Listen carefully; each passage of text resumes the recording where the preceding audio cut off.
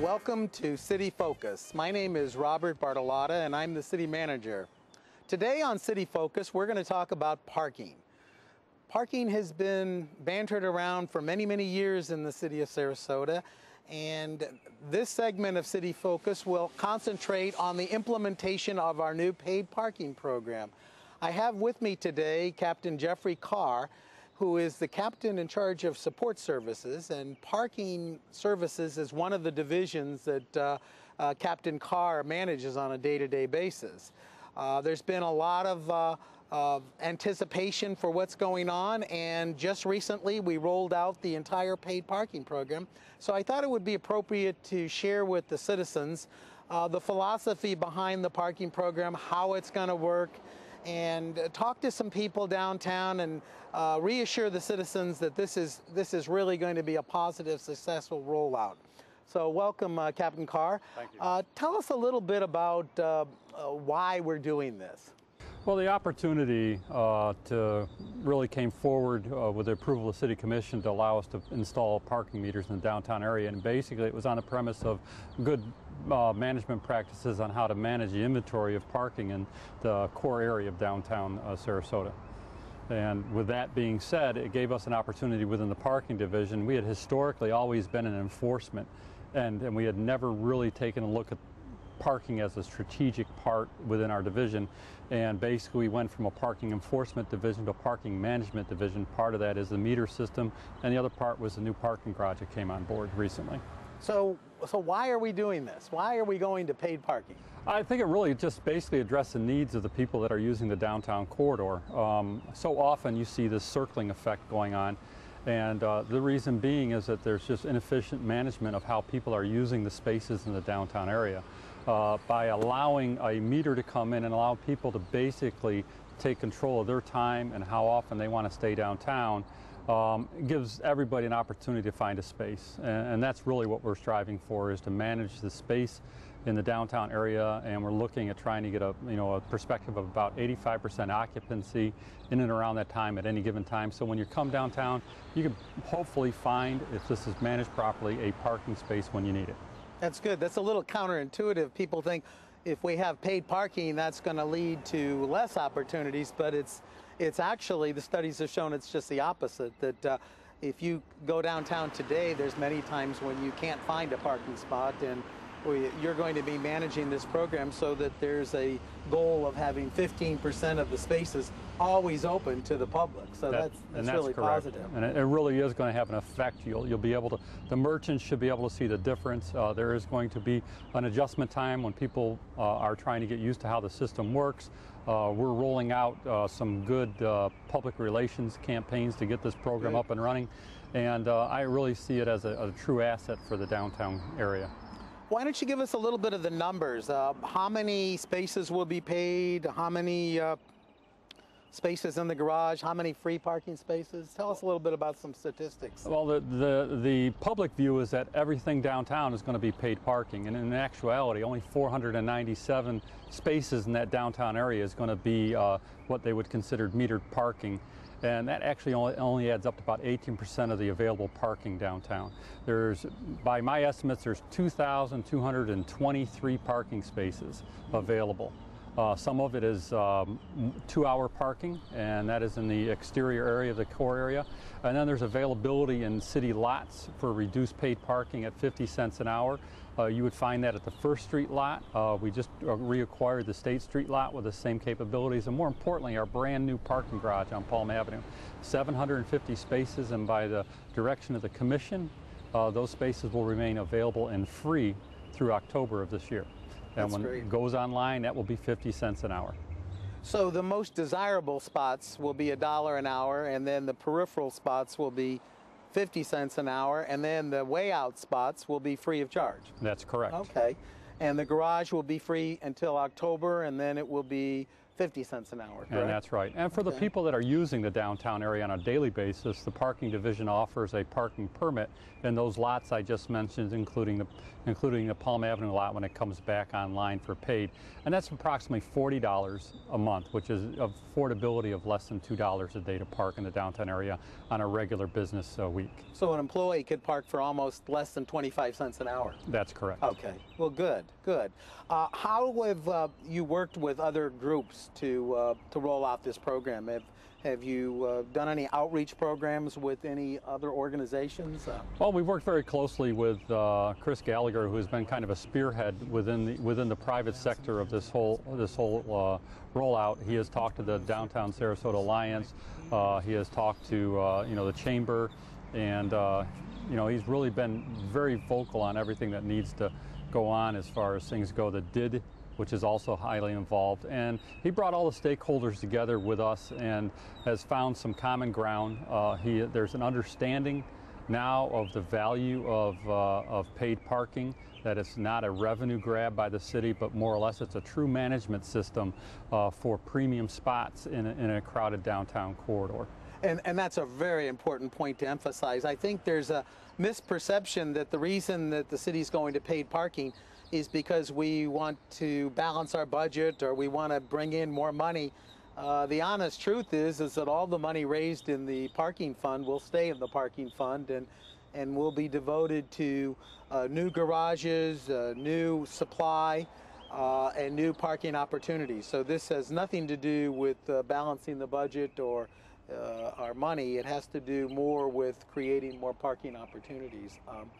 I know as head of parking is one of your divisions, have you had occasion to look at other cities and the successful downtown cities, and does parking have any negative impact on a successful downtown, or is it? No, it really doesn't.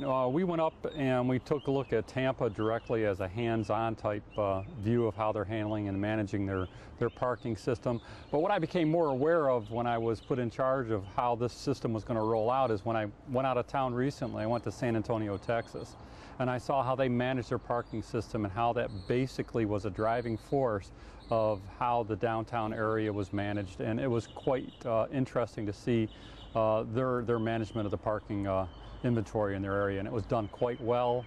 There was spots available any given time of the day, and it was interesting. And we've looked at other cities throughout the area, anywhere from just reading from like Ann Arbor, Michigan, to I've looked at Fort Lauderdale, I've looked at Asheville, North Carolina, and just trying to get a perspective on what's the best management practices.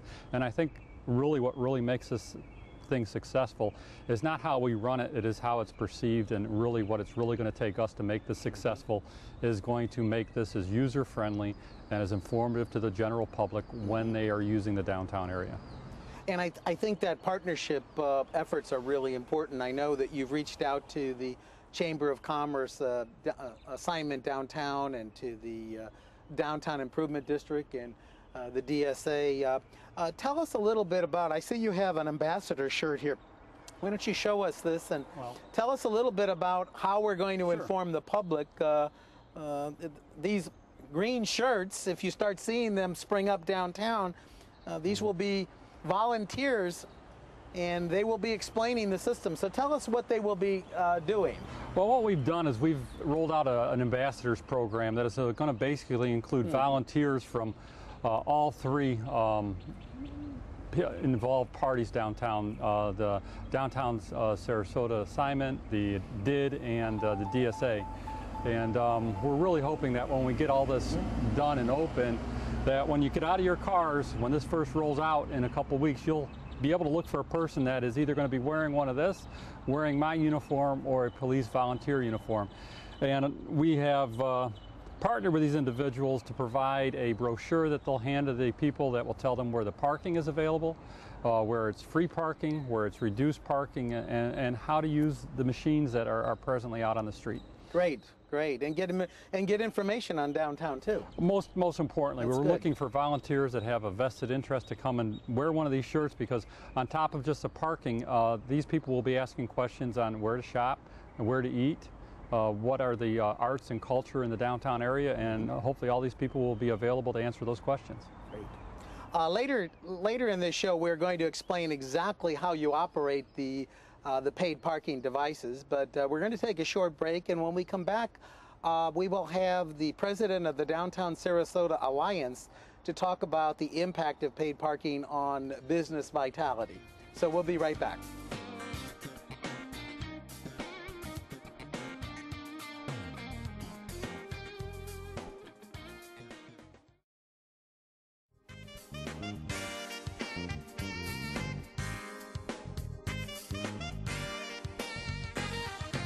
Welcome back. On this segment of City Focus, we want to talk to some of the downtown merchants and find out their take on the issue of parking. We have with us today Eileen Hampshire, who is the owner of Art to Walk On, one of the most successful businesses on Palm Avenue. And Eileen is also the president of the Downtown Sarasota Alliance, which is about a 1 or 2 year old organization that pulls all the downtown merchants together. So we wanted to get Eileen's take and find out her perspective in terms of the business aspects of the entire parking program. As you know, there's been a lot of media attention on what is the impact on of the new parking program and paid parking, and what will be the effects on downtown merchants, and what will be the effect on the business climate. So Eileen and the DSA has been our partner in terms of the parking program, so we wanted to have her explain a little bit about her take on this. So welcome, Eileen. Thank you. Thanks for coming. Why don't you tell me how you feel about the issue of where we're going downtown on parking? Well, I think we're going in the right direction, but it took me a long time and a lot of education to get there. Chris Gallagher, who's just spearheaded the campaign, really, and he's educated himself and in the process educated many of us. I started out like everyone else, not wanting parking. But I'm one of those people who don't like change, and I don't think most people do like change. Like, you're looking at the person who, I'm never going to use an ATM machine. I'm never going to use a phone answering machine. They're rude. I'm not, so we change, And so I thought I didn't like parking, but after I heard from Chris and attended about 100 meetings, incidentally, I really am now firmly convinced that if we want to have good parking downtown, if we want to have really thriving businesses downtown, the only way to achieve it is by organized parking. So I think that the city has really struck a good balance, and I think that for the first time since I can remember, and I've lived here 20 years, the merchants, the city, the residents, they all, are pulling in the same direction, and it's really amazing what we can do when we do all pull in the same direction. Well, I want to voice my appreciation to you for your perseverance. As you said, change is difficult sometimes, and we just finally opened the Palm Avenue Garage about 6 months ago, and that was almost 10 years of people saying that this is not a good idea, or it is a good idea, or it's the wrong place, the wrong design. And we're very, very pleased with that. So to accomplish change is very difficult. But I also want to point out that Eileen is a very successful businesswoman. And tell us a little bit about your shop and the effects on Palm Avenue, and why parking is important to you. Well, first of all, it's obvious. If people can't park, I don't want somebody to come down and say, oh, I can't park, I'll go another day. Because I love impulse buying. I do some of it, and I get some of it. So I really want people to come down and have a reasonable chance of parking close to my business. If you want to come in and buy something, if you're on a specific mission, it's really nice. Other than that, it's nice if you park the car and walk a little, because again, if you walk by a store, you can have an impulse. You can't have an impulse to buy something you haven't seen. So it's really great. You walk along, you see, oh, I'll walk in there, I'll have a look. So it's really good for the merchants. And there's nothing worse than sitting there all day and nobody comes in. You feel unloved. So it's great, when people walk down the street, they come in. Even if they don't buy then, if you make them feel welcome, they'll come back another time. But the good thing about parking is, and the parking meters, And I've got everyone on this, excuse me, on this block except one is convinced now. The good thing about it is all these people, I've tested it out many times. You see every spot is taken. So I close my door, run up and down the street, there's nobody in any store. Now, where are they? I don't know, but they're not in the stores. So we've lost customers because they can't get there. So if we have the parking program that you've organized where you want 85% of the spaces filled, 15% free and empty, I think that's going to really help business. Well, that's a real important factor. In other words, today there are many times when you can't find a parking space. And this plan, this paid parking plan, is designed so that there will always be 15% of the spaces open. And we'll do that through economic change. I want you to comment and hit this directly, because we're hearing a lot of anecdotal information that if we do paid parking downtown, it will kill downtown. No one will shop downtown. Everyone will go out to the malls. And if you do this, it's really very negative. You have obviously invested money, and you're investing more money downtown. So what's your take on that issue? Well, I think the onus really is on the business people for that. If you have things that you can buy in the mall, if I'm going to buy something that I can get in the mall, it's just a commodity, I'm not going to go downtown. Why would I? I mean, I would, but most people, before I had a store, I'd go to the mall. It's simple. You get in there, you get out, it's done.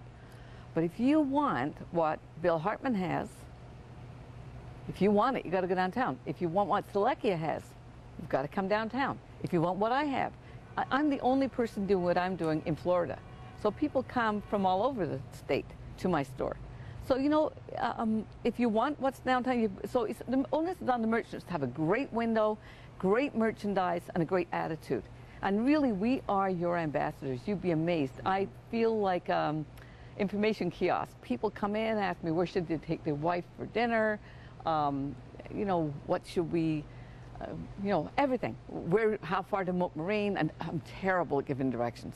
So, like, you know, I give these anecdotal things, turn where this church used to be, you know, or something like that. But anyway, we are really your ambassadors on the street, and we're proud to be. And we're proud to be working with the city. Part of the entire partnership with the Downtown Improvement District and the Downtown Sarasota Alliance is to make downtown a vibrant place to live, work, shop.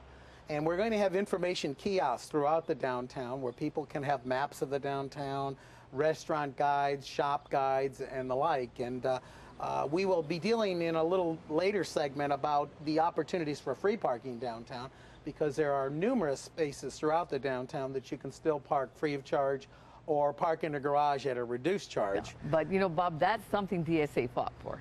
Exactly. We really pushed you on that, and I'm proud that we did, because there should be a place where people who are working downtown and don't have very high salaries, there should be a place where they can walk a block or two and park for nothing, or park in the garage at a reduced rate or whatever. So I'm really proud of our input, and I'm proud of the city for listening.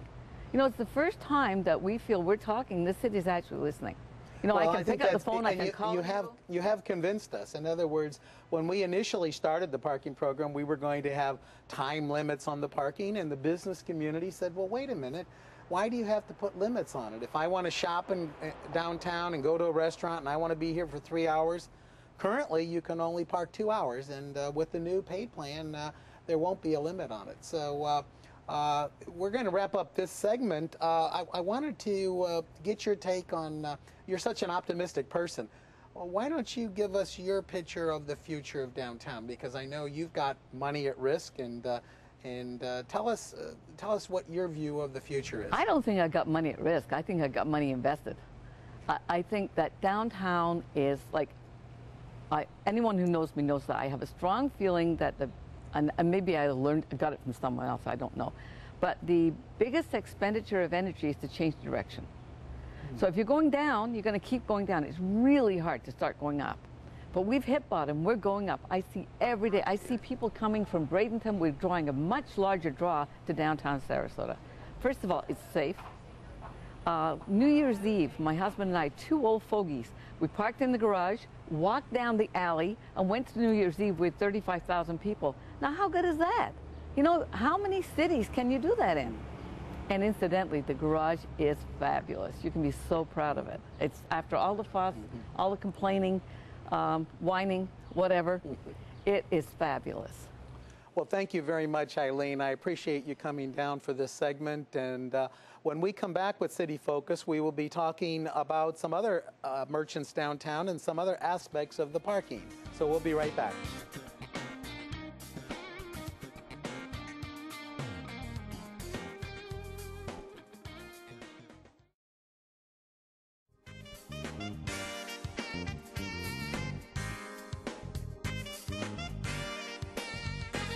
We're back with another business leader, and we're down here on downtown Main Street in Sarasota. And our guest is Mr. John Simon. And for those of you that don't know John, John is a member of our Downtown Improvement District, which is a separate taxing district that is pouring money into downtown to make this a better place to be. John is also a successful developer of a number of businesses on Lemon Street. The new Pineapple Square is coming, but he's also developed Sur La Table, Eileen Fisher, Hyde Park Steakhouse, and Brook Brothers. So there's not a better place to have a discussion than right in front of Eileen Fisher's, which just recently reopened. So we wanted to get John's take on parking and its effect on business, and give us some of your reaction, John, to what's going on and the new things happening downtown. Well, first of all, downtown is becoming very vibrant, and that's an exciting thing to do and be. But you should understand, and I think you remember, that I was very much opposed to the implementation of metered parking downtown. And I was opposed to it because it was, when it was contemplated a few years ago, it was contemplated, I thought, out of context. That the context should be part of an overall parking plan. And what has happened now is that the city has begun to implement a cohesive parking plan. They've opened up a 750-car parking structure, which means that people and employees have a place to park where otherwise they wouldn't have if you put meters in before that structure was open. There's a planned new parking structure on State Street at Lemon Avenue of 300 to 400 cars. That will also help, so that it's now part of an overall comprehensive parking program. There's public parking over here at the Whole Foods parking structure, so that the turnover of parking spaces will be devoted to patrons downtown, as opposed to employees juggling their cars trying to beat the system so they have someplace to park all day. So I'm very enthusiastically a supporter of this program. I know you've a past member of DSA, and we talked to the president of DSA, and one of the things she really liked about the parking program is that it would increase the supply. And it's a little bit counterintuitive that if we have paid parking, they'll be easier to find spaces. But with the 85% rule, we are trying to always have 15% of those spaces free. So I'd like you to comment on kind of an undercurrent that people think that paid parking will be the death knell of downtown, and that everyone will go out to the mall. And obviously you've developed 4 brand new retail establishments. What's your take? Will parking have a negative impact on downtown? Yeah, I don't think so at all. I really believe that a number of parking spaces, the prime parking spaces in front of businesses, have been taken up by employees, quite frankly, even some owners. And so that now, with a place for them to park in the public parking structure, it will open up those parking spaces on the street, and I expect to see higher turnover. What people don't understand is that you don't have to pay for the full hour.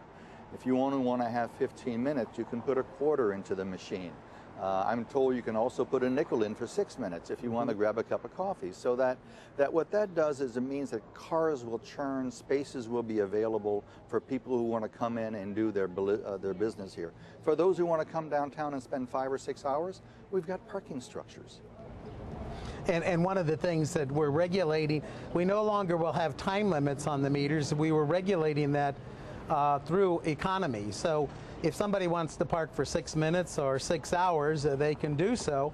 But the more affordable parking is obviously in the garage. It's $1 an hour on the street, but it's 50 cents an hour in the garage. And if you buy a monthly pass, it's only 25 cents an hour. So we think the economics will play a large part in regulating the amount of time that people spend. So other observations on parking, John? I know you did mention that the new garage, the commission has committed to building another garage on State Street. And again, that's going to be a minimum of 300 more parking spaces right in the core of downtown. And that's what the city's commitment is to build more supply, because we believe that more parking supply leads to better commerce. Is that your experience? I know you've developed a lot in the Midwest also. I've worked in many cities, and you know, cities that have comprehensive parking programs, municipal parking structures as you have here, and metered parking do very, very well. I've noticed something, that since the 750 car parking structure has been built and open, we are now drawing more and more locally. People don't realize that there are about 700,000 people within a 35-minute drive of downtown Sarasota. And there is always concern about coming to a downtown if you don't have a parking destination. The city now has a valid parking destination and will have more spaces available along the street as well. And that is beginning to reflect itself in many more people coming downtown. You can see it in the evenings. No longer is it Sarasota midnight at 8:30 or 9 o'clock at night. Well, great. Thanks so much, John. We appreciate your comments and appreciate your partnering with the city in terms of making this happen. When we come back, we will go through some of the technical mechanics on how these new pay stations and meters will work. So we'll be right back.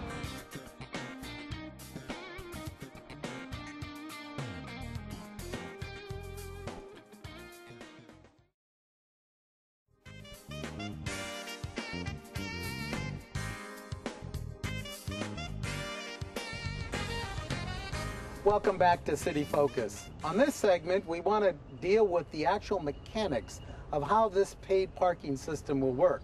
We've talked about the philosophy of parking and its impact on downtown, but now we want to talk about how do you make it work on an individual basis. And I think the captain will demonstrate this, and I think what you'll find is it's very, very user-friendly. So why don't you explain the two different types of meters, Captain, and walk us through those? Well, we have two different types of meters. They were placed in the downtown area. One of them is a traditional looking parking meter that you've seen for years in the downtown areas of all cities.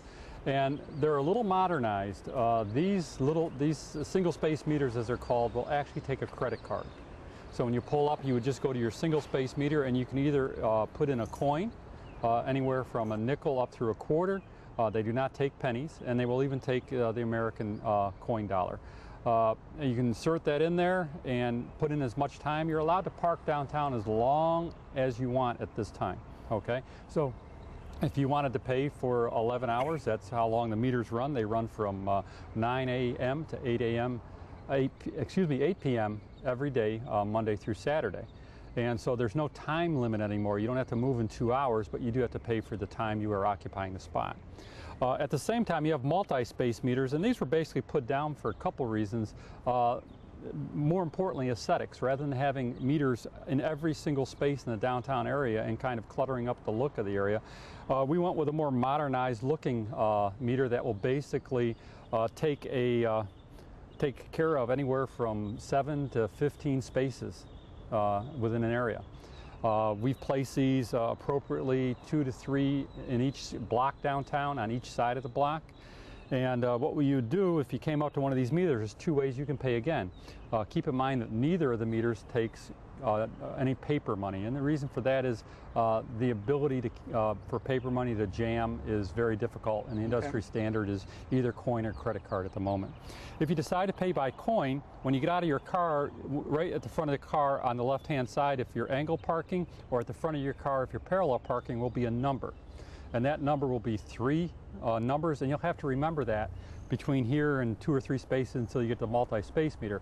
And you would just walk up, and you would just select your meter space, and here I'm just going to select 701, and then I would just put in my coin, and I've now just started 15 minutes for parking at space 701.